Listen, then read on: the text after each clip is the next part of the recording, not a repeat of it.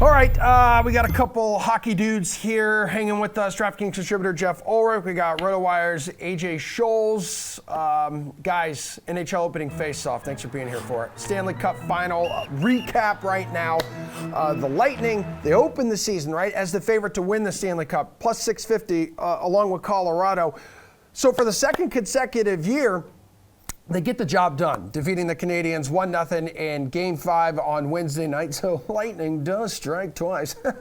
What's your main takeaway from the Lightning's championship run, Jeffrey?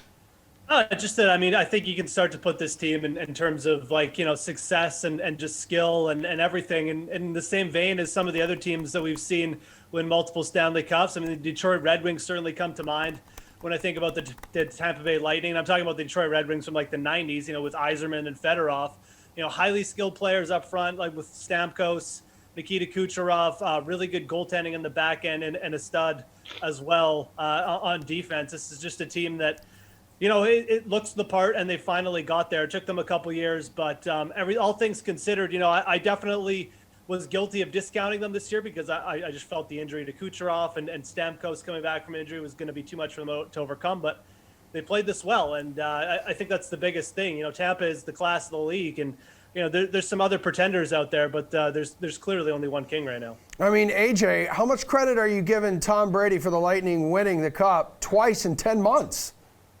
I guess there's something in the water down there, that's right. For sure. You had the Rays nearly pull off the whole sports sweep for the city of Tampa Bay there. So I think the biggest thing is, to use a famous quote, they are who we thought they were. They're an offensive firepower up front. They've got solid defensemen, both defensive defensemen, offensive defensemen. And look, they've got the best goaltender in hockey right now in Andrei Vasilevskiy. I think there's no arguing that at all. So they did everything that they would be expected to do. I know, like Geoff, I had concerns about what sort of Kucherov we were going to get coming back. But at the end of the day, he was the player that he was last postseason, and they just continued to roll.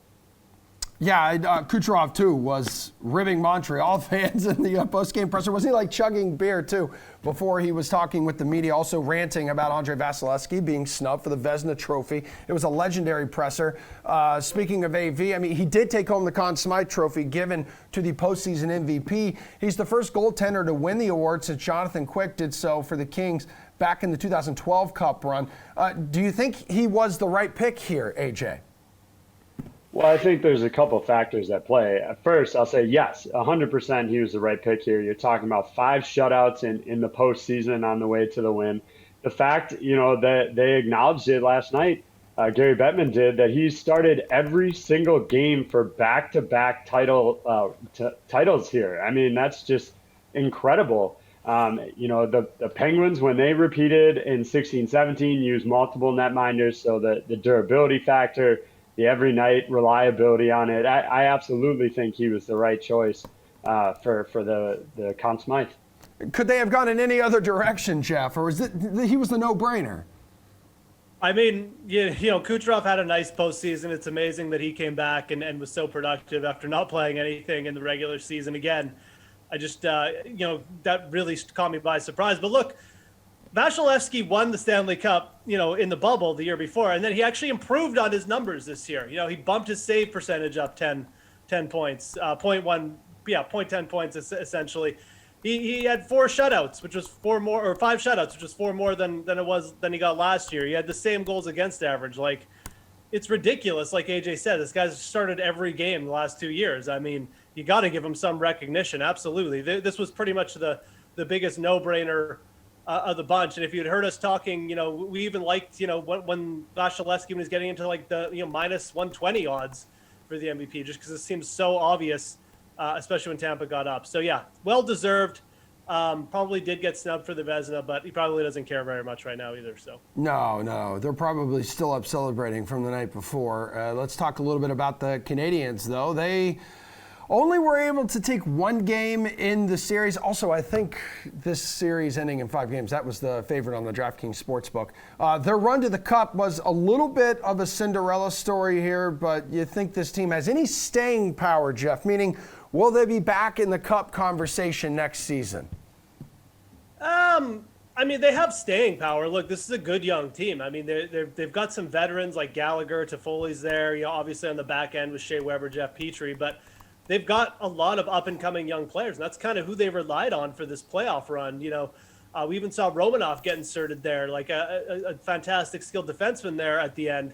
Nick Suzuki coming into his own. Now, young teams, they do go through growing pains, and certainly, some of these guys may progress next year and some of them might regress a little bit. So I think the problem with Montreal and pegging them for like another miracle run, let's say another nice run in the playoffs, is that they don't have the top end talent that Tampa does. And that was quite evident in the Stanley Cup finals. So if Montreal added, one more skilled player, that'd be very interesting. But, for me right now, I think they do make for a good like sort of playoff team, just the way they're built. They're very good defensively, but, pegging them for another run, like to get through the Avalanche or the Golden Knights or even Toronto again, I don't really see them being there yet, but maybe they'll prove me wrong next year. I mean, AJ, they have a lot to be proud of following this incredible and surprising playoff run. Currently, plus 2,500 to win it all next year.